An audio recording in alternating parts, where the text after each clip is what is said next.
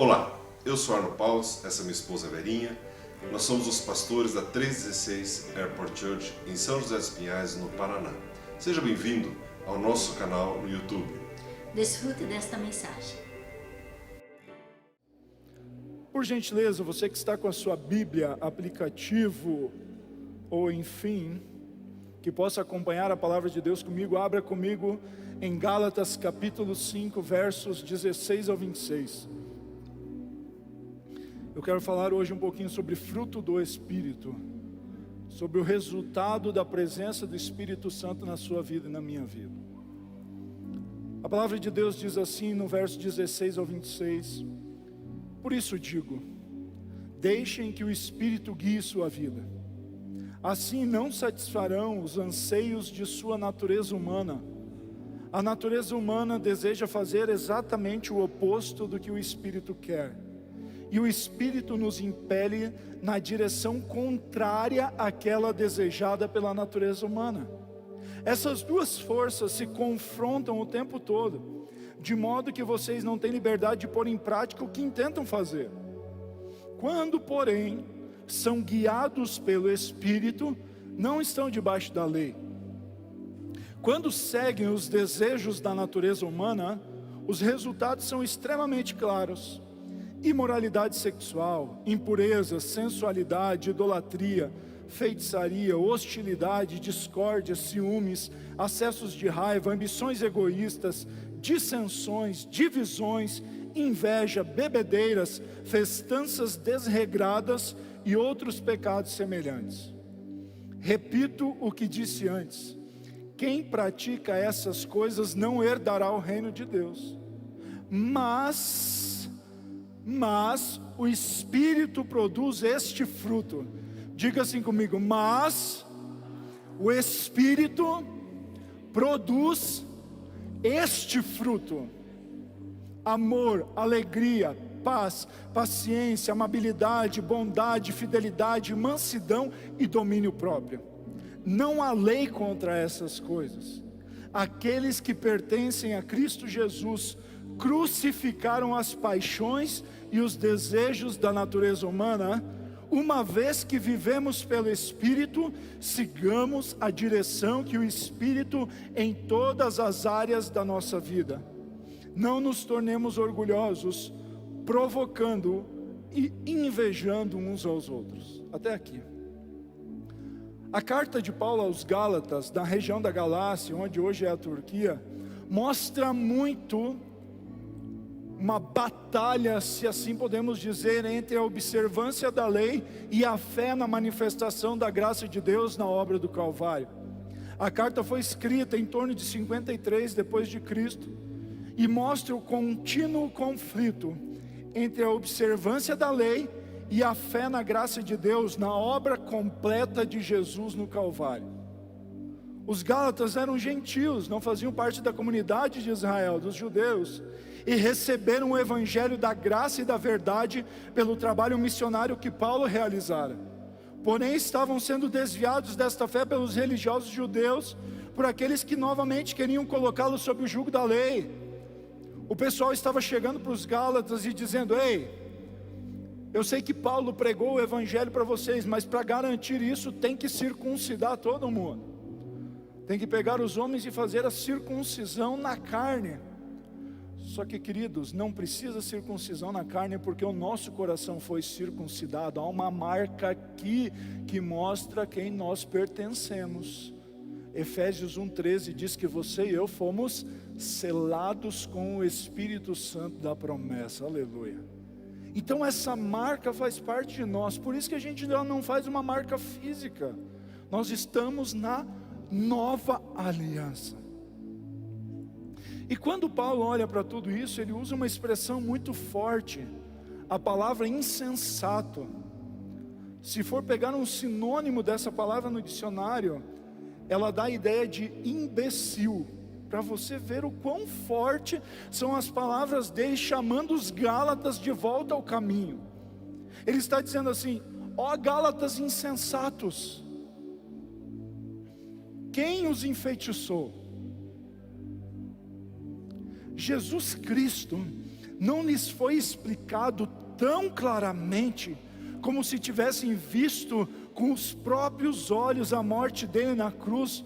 Paulo está dizendo: eu apresentei a obra de Jesus tão claramente para vocês, que é como se vocês tivessem testemunhado o fato. Sabe quando alguém te conta uma história e parece que você fez parte daquele momento? Paulo está dizendo isso: eu dei detalhe por detalhe da obra de Jesus a nosso favor. Deixem-me perguntar apenas uma coisa: vocês receberam o Espírito porque obedeceram à lei, ou porque creram na mensagem que ouviram? Isso está em Gálatas 3, do 1 e 2. João 1,12 diz que a todos quantos o receberam, todos os que creram no seu nome, deu-lhes o poder de serem feitos filhos de Deus. Este serzinho lindo que está aí do seu lado é um filho de Deus, uma filha de Deus, por causa da obra de Jesus na cruz, por causa da sua morte para o nosso perdão e da sua ressurreição para a nossa justificação. Por isso essa pessoa que está do seu lado é filho e justo. Amém?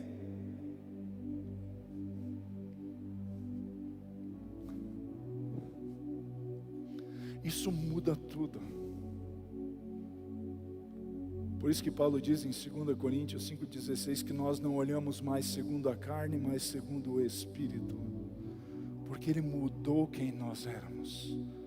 Há uma nova natureza, uma nova essência em nós, que é a própria natureza de Deus enxertada nas nossas vidas. Paulo enfatiza continuamente que a sua pregação se baseia no fundamento do senhorio de Jesus e da sua obra que retirou o homem da incapacidade de autojustificação e o colocou na posição de justificado. O homem estava aqui sob a lei, tentando a todo custo cumprir a lei para ser justo. Só que Jesus vem com a cruz e já te traz a posição de justificado através dele mesmo. Ali os homens continuamente faziam sacrifícios por causa do pecado. Aqui um único sacrifício resolveu de uma vez por todas o problema. E é nessa posição que você está. E nesse ponto o relato bíblico aborda o fruto que o homem expressa através da sua vida, ou da carne pelos erros e procura contínua de acertar, ou do Espírito, que é o resultado da sua presença em nossas vidas, acessada pela fé na obra, ação realizada por outro que foi Jesus. Guilherme, põe para mim a foto que tem só uma laranja aí. Só uma. Que linda essa laranja, não é? Sim ou não? Quando você vai ao mercado procurar as melhores frutas, é uma dessas aqui que você procura, não é? Não? Põe a outra foto para mim, Guilherme. Então é essa aqui que você procura quando vai ao mercado. Por que eu estou mostrando isso? Porque todas as pessoas querem ver em nós este fruto, o fruto do Espírito que é produzido nas nossas vidas. Todos os que estão de fora olham para você e para mim, esperando ver frutos adequados. Porque quando nós dizemos que somos cristãos, isso nos atrela, nos remete a Cristo, e assim como eles veem o fruto de Cristo, eles querem ver esse mesmo fruto manifesto na sua vida e na minha vida. Esse é o fruto que devemos apresentar, ou melhor, que é apresentado através de nós, por uma ação que o Espírito Santo gerou em nós, que mudou quem nós éramos, e agora nós produzimos, ou melhor, em nós é produzido o fruto do Espírito, o resultado da sua presença nas nossas vidas.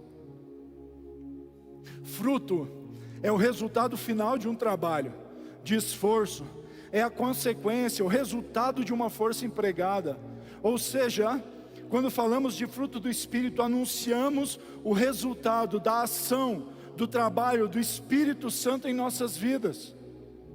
Em contraste com as obras da carne, que são as realizações do homem procurando se justificar, porém dando lugar ao erro e como consequente resultado, a clara inabilidade para fazê-lo. Podemos afirmar então que o fruto do Espírito é a expressão, a imagem, a estampa, o retrato de Deus em nós. Fruto, por exemplo, você é mecânico, qual é o fruto do seu trabalho? Chega o chevetão lá sem funcionar e sai da sua oficina turbinado, restaurado, funcionando, pistão, biela, válvula, tudo batendo no tempo certinho. Esse foi o fruto do trabalho, porque ele restaurou. Irmã que faz cabelo, comigo já não ganharia nada, mas a irmã que trabalha pintando cabelo com um centro de beleza, chega uma irmã lá e diz assim: eu quero que você restaure, pinte meu cabelo, dê uma geral. A irmã põe formol, põe laque, põe, enfim, todo aquele produto, e a irmã sai de lá naquele estado perfeito, aleluia. Teve um fruto do seu trabalho. Você é padeiro, padeira, confeiteiro, confeiteira, qual que é o fruto do seu trabalho? Quando você tira aquele pãozinho francês do forno e põe no pacotinho que tem que trazer aberto para casa para ele não ficar mole, sabe como é que é, não? O fruto do trabalho.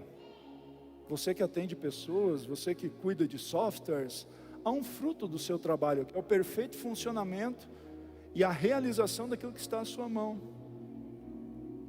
O fruto do Espírito nas nossas vidas é o resultado da ação dele em nós, mudando diariamente, ajustando diariamente quem nós somos.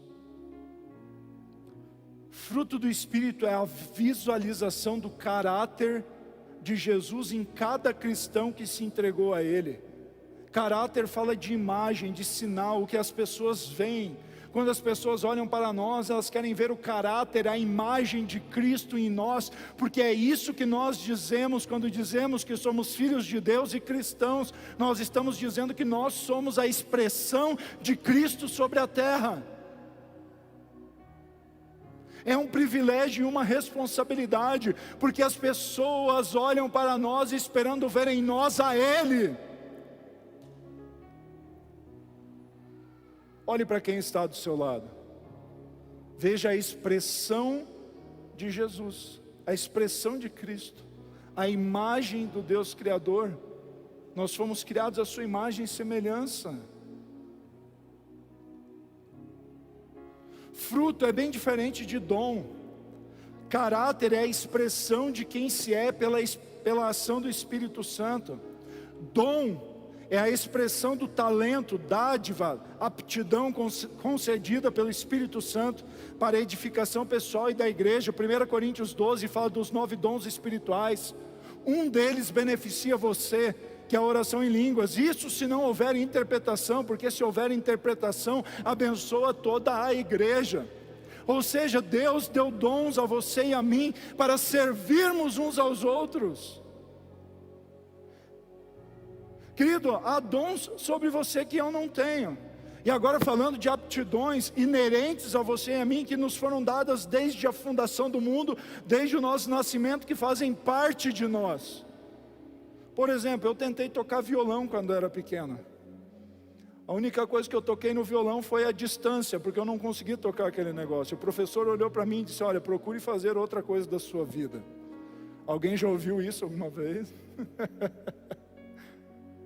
Mas de repente tem irmãos que tocam muito bem e a gente usufrui deles tocando. Olha aqui o Daniel, glória a Deus pela vida do Daniel, fazendo um tecladinho de fundo aqui, aleluia. Pode até aumentar o volume um pouquinho aqui.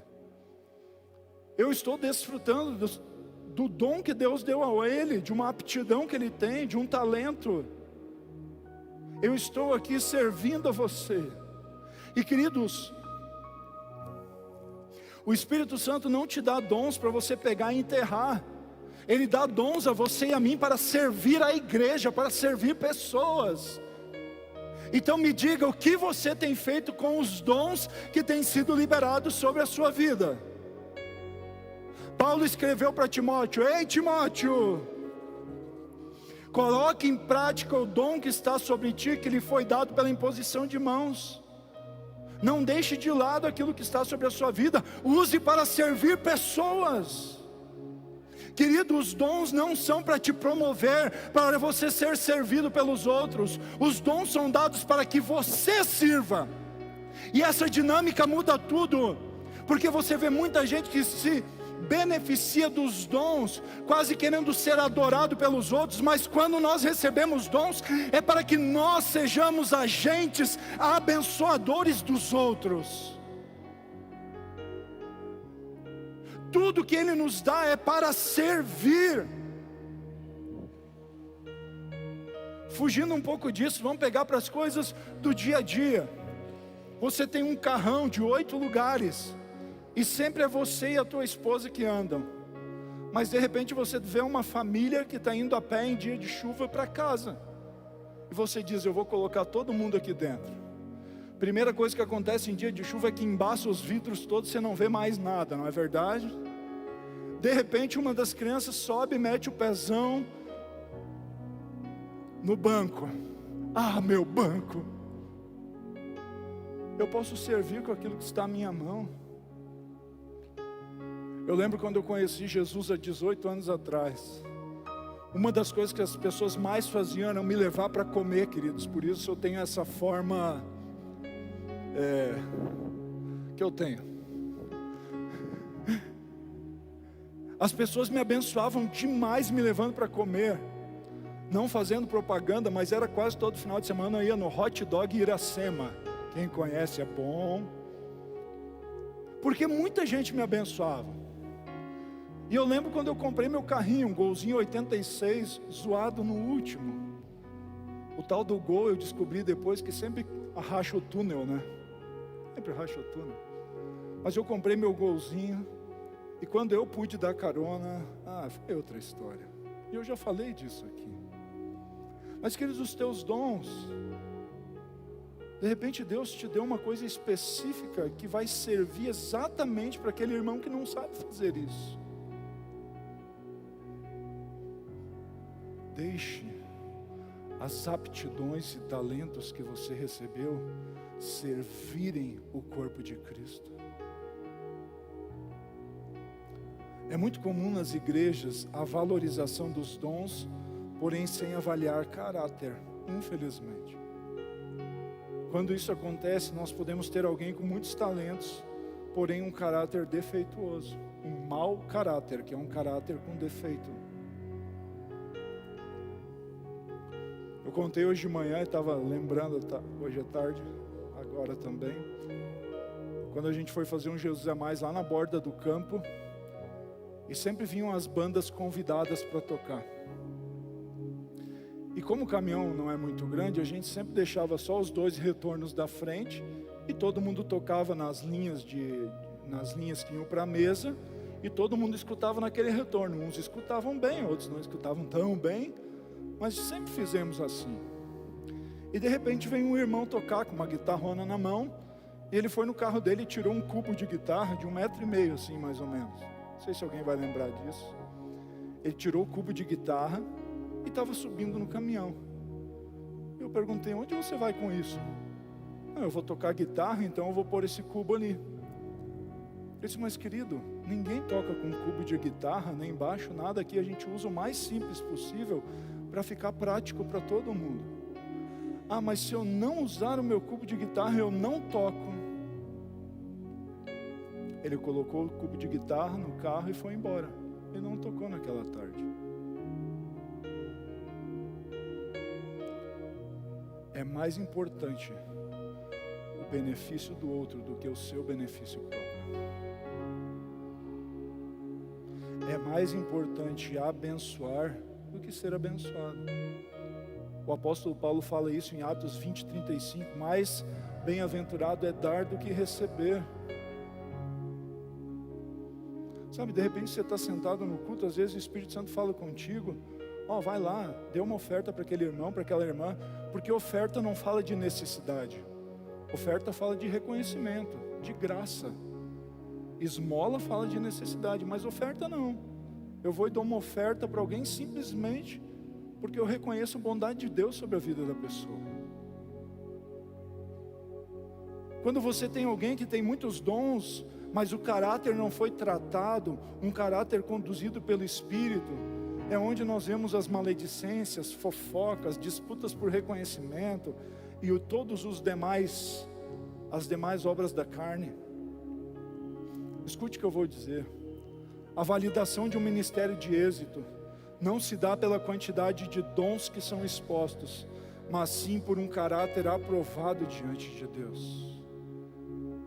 Tem pessoas que têm muitos dons e não têm caráter, ou melhor, têm um mau caráter. Mas às vezes você se vê como aquele que recebeu apenas um talento. Se você recebeu apenas um talento, irmão, use esse talento o máximo possível para abençoar pessoas e não se compare com os demais. Todo cristão que se compara com os outros tem a tendência de não fazer nada, porque ele sempre acha que o outro faz mais, e daí ele diz assim: então eu vou parar de fazer porque o outro faz mais do que eu. Seja fiel naquilo que Deus deu a você, porque aquilo que Deus deu a você, Ele não deu a outro. E se Ele deu a você, aquilo que está em você vai abençoar a vida daqueles que estão ao seu redor. Os dons passarão, o fruto, o caráter permanecerá. Portanto, não se compare com os outros, seja fiel no que Deus colocou na sua mão. Aquilo que aparenta ser pequeno, se feito com zelo, dará os seus frutos no tempo certo. O problema é que às vezes você quer ver o fruto no seu tempo. Aguarde nele. O seu trabalho não é vão no Senhor, porque no tempo certo a colheita vem.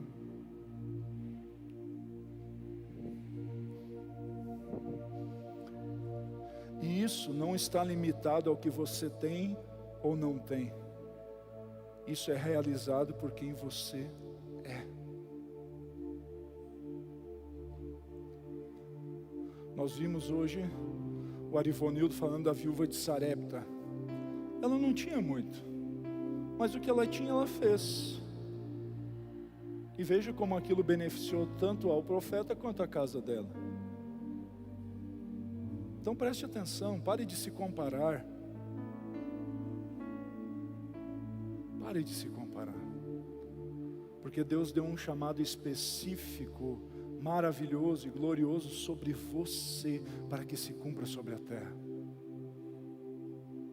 Que se o teu chamado é dar aula na EBI, é ajudar no estacionamento, é fazer o café para a gente tomar durante o culto, é trazer a água para a mesa, não se preocupe.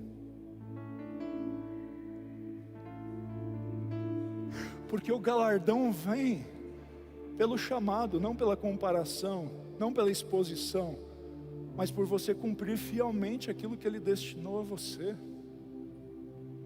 Pode ser que os homens não reconheçam aquilo que você faz, mas Deus vê em cada detalhe. Aleluia. Paulo diz que se vivemos no Espírito, também devemos andar no Espírito. O que isso quer dizer? Nós fomos vivificados, nós recebemos vida no Espírito, pelo Espírito Santo em nós. Então andemos, fala de seguir a orientação dEle em todas as áreas das nossas vidas. Aplicar o que recebemos dEle e não apenas deixar de lado. Tiago 1, 22 e 23 diga assim: sejam praticantes da palavra e não apenas ouvintes esquecidos. Querido, pegue aquilo que a palavra é ministrada a você, essa palavra, e aplique no seu dia a dia. Porque senão você só vai comendo e não vai produzindo. Deixe que o Espírito Santo conduza os seus passos e você coloque em prática aquilo que você tem recebido. Apocalipse 3, 1 ao 3 diz assim: escreva esta carta ao anjo da igreja em Sardes. Esta é a mensagem daquele que tem os 7 Espíritos de Deus e as 7 estrelas. Sei de tudo que você faz. Você tem fama de estar vivo, mas está morto.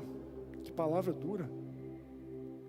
Desperte, fortaleça o pouco que te resta, pois até mesmo isso está quase morto. Vejo que suas ações não atendem aos requisitos de meu Deus. Lembre-se do que ouviu e no que acreditou no princípio, agarre-se a isso com firmeza. Arrependa-se, se não despertar, virei subitamente até você como um ladrão. Receber é lambano, é quando alguém diz algo e você diz assim: eu recebo. Lambano, recebi, é meu, tomei para mim. Ouvir fala de considerar o que foi dito, avaliar, aprender, entender, compreender. Guardar fala de atentar, guardar, manter, cuidar, zelar. E arrependimento fala de metanoia, mudança de mente, mudar a mente para melhor, ajustar o que precisa ser ajustado. Então vamos pegar isso aqui em outras palavras.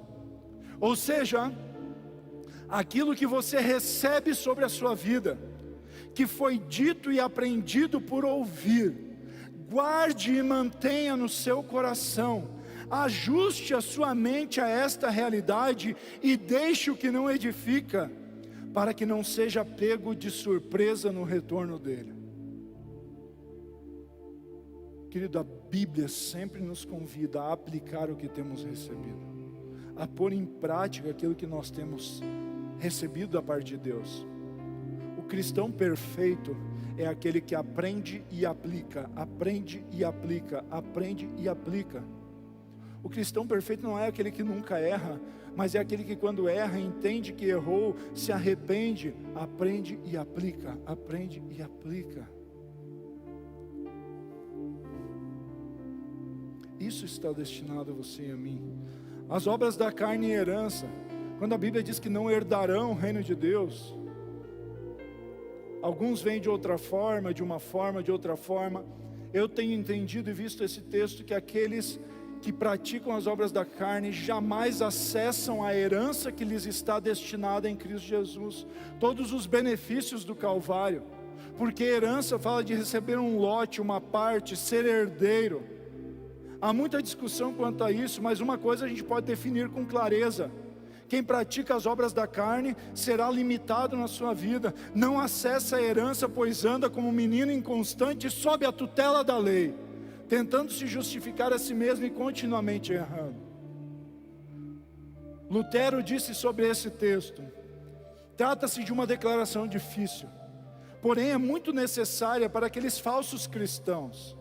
Ele está falando daqueles que dizem ser cristãos, mas vivem uma vida como se não o fossem. Para aqueles hipócritas que falam muito sobre o Evangelho, acerca da fé e do Espírito Santo, mas que vivem segundo a carne.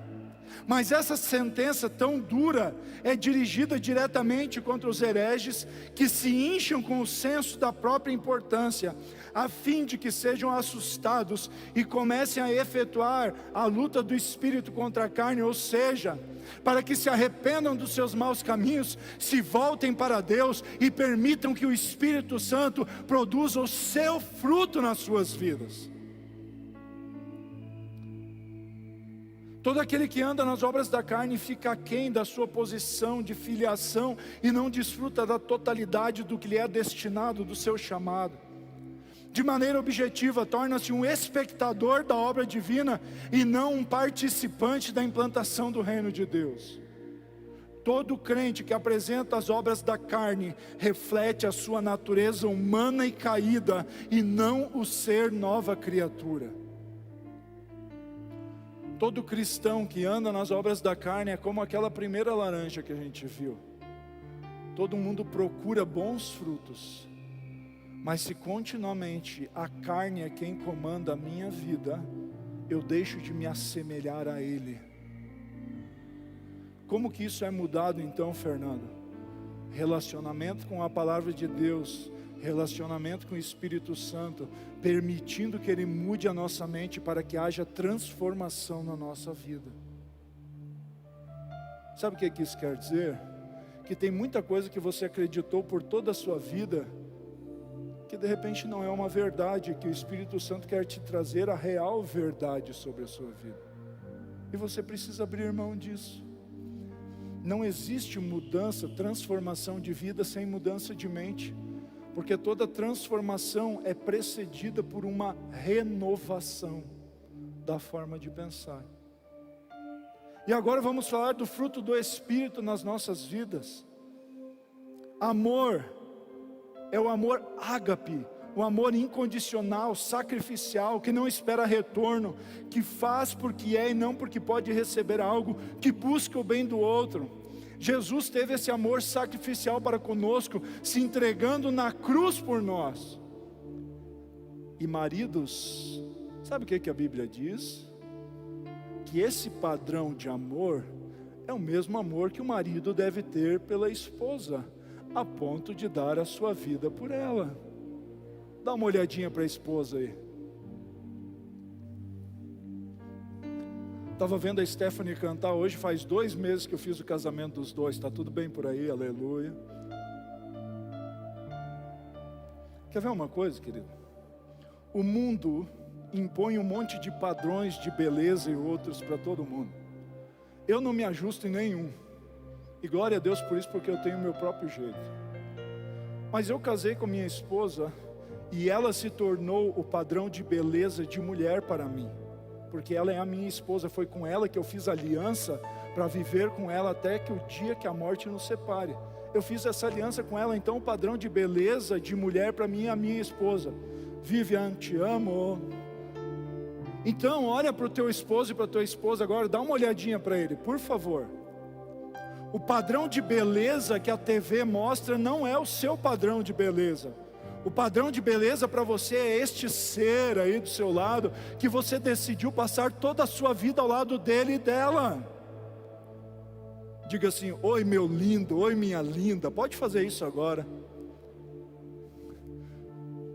Se isso gerar bons frutos, depois você me agradece.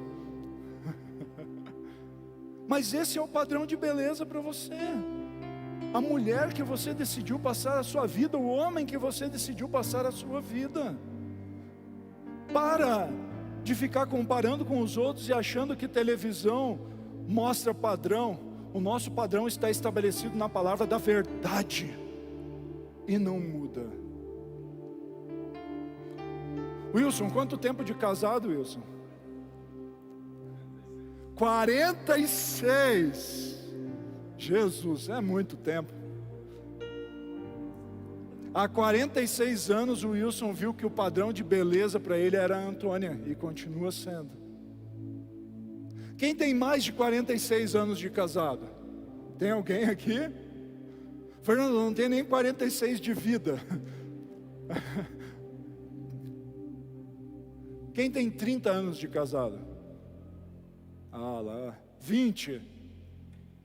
Ah lá, 10, 5, 2 meses, aí ó.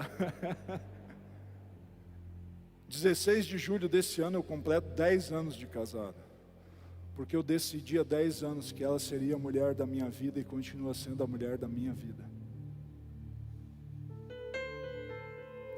A alegria é o gozo, a satisfação, a gratidão, o reconhecimento da bondade divina.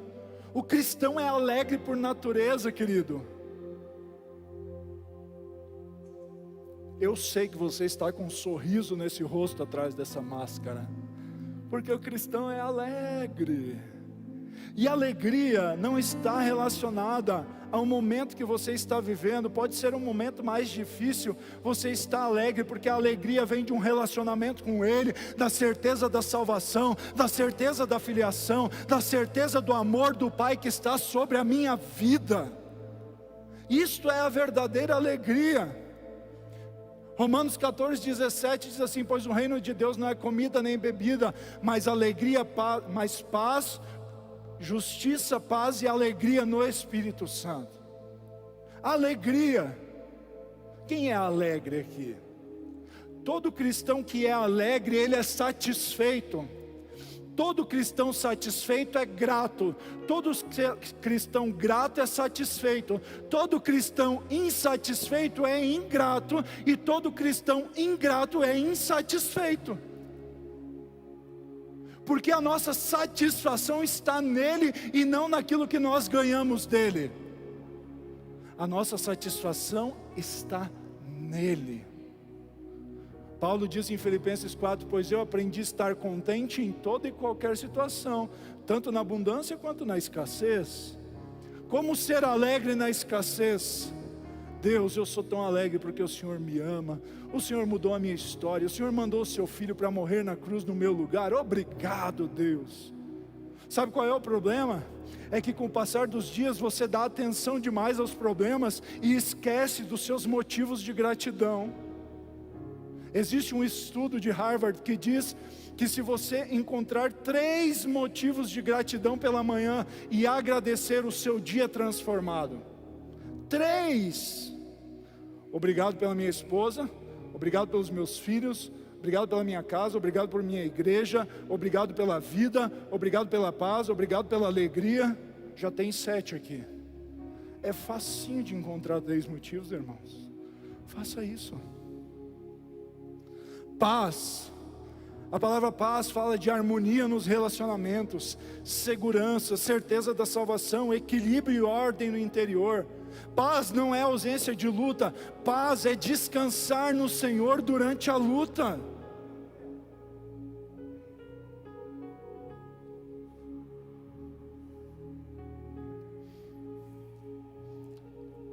Vamos fazer igual ao irmão Lázaro. Ainda bem que eu vou morar no céu. Ainda bem que eu vou morar com Deus. Se a Jerusalém desce, então o céu vai ser onde ele estiver e ponto. Tem uma musiquinha do R.R. Soares que diz assim: estou seguindo a Jesus Cristo, nesse caminho eu não desisto. Estou seguindo a Jesus Cristo, atrás não volto mais. Atrás o mundo, Jesus à frente. Jesus é o guia onipotente. Paz. Isaías capítulo 9, verso 6, falando de Jesus, diz: Ele será, ou Ele é, o príncipe da paz. Paciência, longanimidade, perseverança, firmeza, controle. Queridos, isso sempre tem em casamento. Paciência, longanimidade. E no relacionamento com as pessoas. Você vai se frustrar com alguns. Porque você cria imagens de pessoas perfeitas na sua mente, e às vezes elas erram. Paciência, longanimidade, perseverança, firmeza. Quem não se abala, quem é constante. No casamento é interessante porque se a pessoa é paciente, o Espírito é tão presente na vida dela que ela é tão paciente. Tem cônjuge que fica com raiva de tanta paciência que o outro tem. Porque esse fruto é real, é presente na vida dela. Bondade, integridade, bondade, auxílio, compaixão, interesse pelo outro. Bondade é colocar-se no lugar de outro, é compaixão, colocar-se no lugar de. Bondade faz parte de você. Assim como Deus é bondoso e generoso, você é bondoso e generoso. Não tem como fugir disso, porque a essência divina agora habita a sua vida. Generosidade. Generosidade, bondade. Colocar-se no lugar de. Querido, eu morei numa cidade de 7.000 habitantes até os 14 anos. Depois morei numa cidade de 50.000 habitantes até os 21. E eu acho que eu só fui conhecer de verdade o McDonald's quando eu vim aqui para o Paraná com 22 anos. Quando eu fui comer o tal do McDonald's, era muito bom. Sabe o que é bondade? É você pegar o seu irmão de vez em quando. Eu sei que McDonald's não é o mais saudável, mas levar ele para pegar um Big Taste, uma Coca-Cola, uma batata frita e aquele sundae de morango no final. Oh, Jesus! Bondade é fazer pelo outro aquilo que você gostaria que fizessem por você.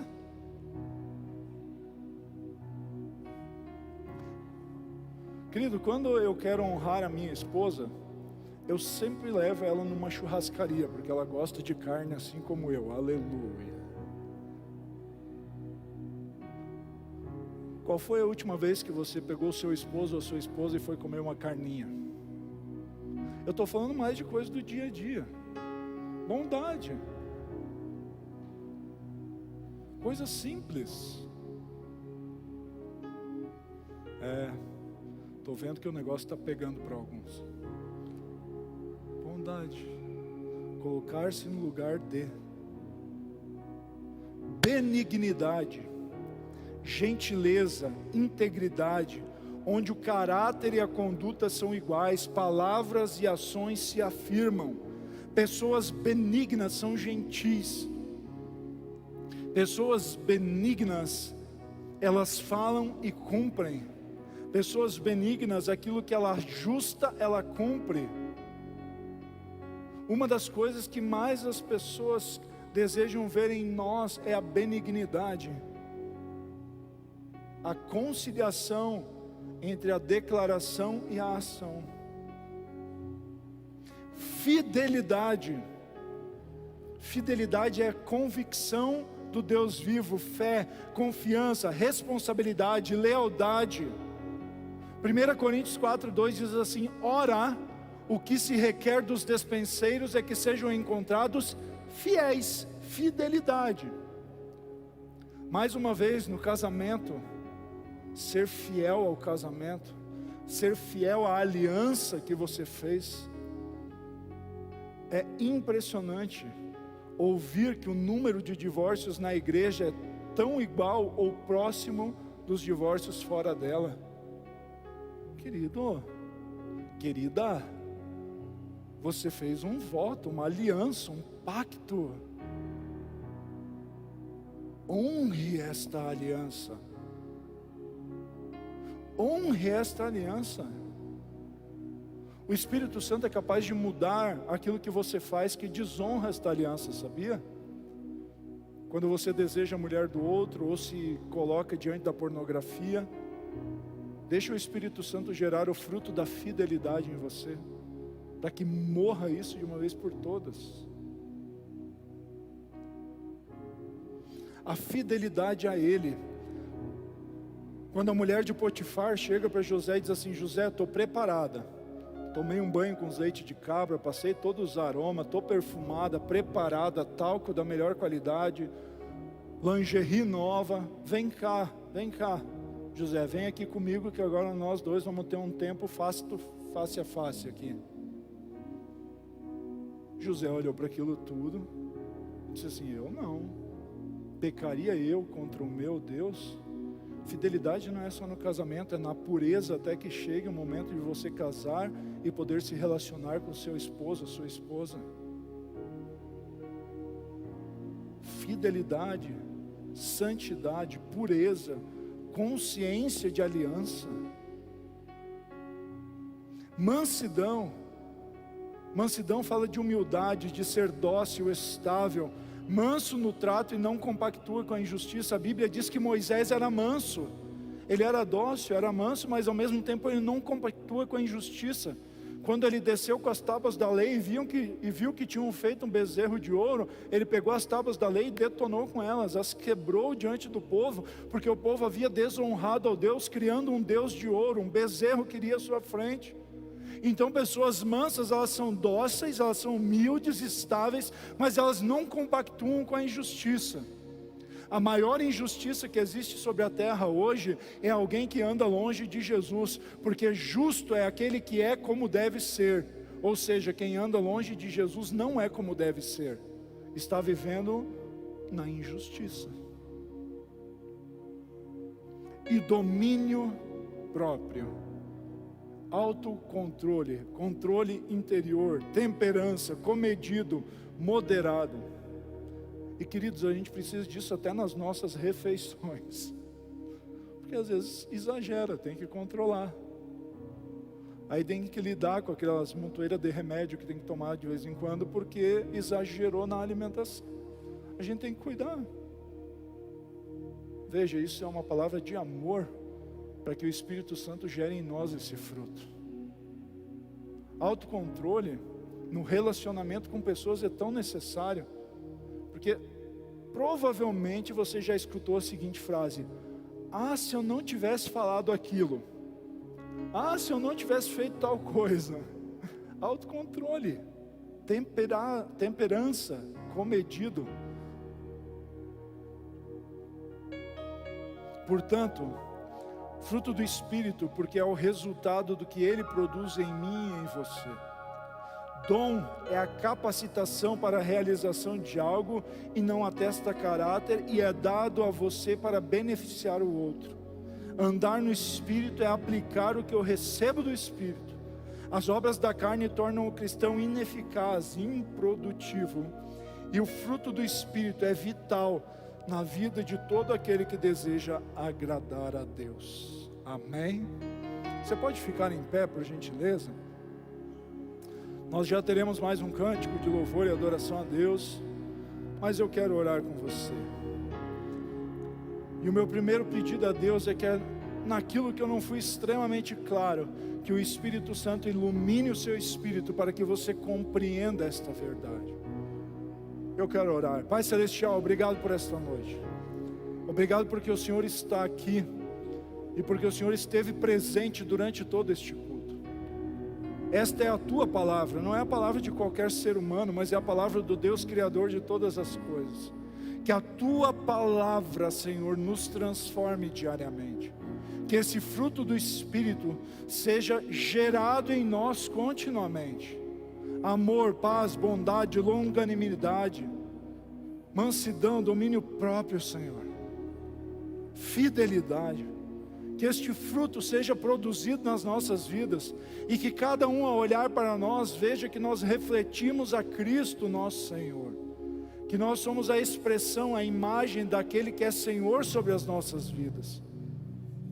Deus, naquilo que temos errado, nas obras da carne que têm sido manifestas, Espírito Santo, por gentileza, vem sobre a vida do meu irmão e da minha irmã. Que essas obras sejam extirpadas e que o fruto do Espírito seja estabelecido. Por favor, Espírito Santo, esta é a tua igreja, a noiva do Cordeiro, uma igreja que está destinada a passar a eternidade com o noivo Jesus.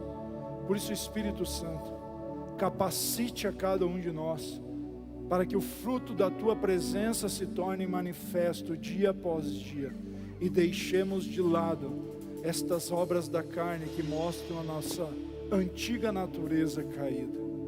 Senhor, fortalece o braço daquele que está cansado, por gentileza, traz vigor ao que está desanimado. Mostre, Senhor, quando houver armadilhas diante do caminho, para que o meu irmão e a minha irmã, assim como José, se desviem delas, e que seja uma marca de cada um de nós, o que Paulo escreveu em 1 Coríntios 4:2. Ora, o que se requer dos despenseiros, aqueles a quem está destinado aquilo que é de Deus, é que sejam encontrados fiéis. Por isso, Senhor, eu te louvo, por isso eu te agradeço, e por isso nós confiamos as nossas vidas ao Senhor, que é o autor e consumador da nossa fé. Amém.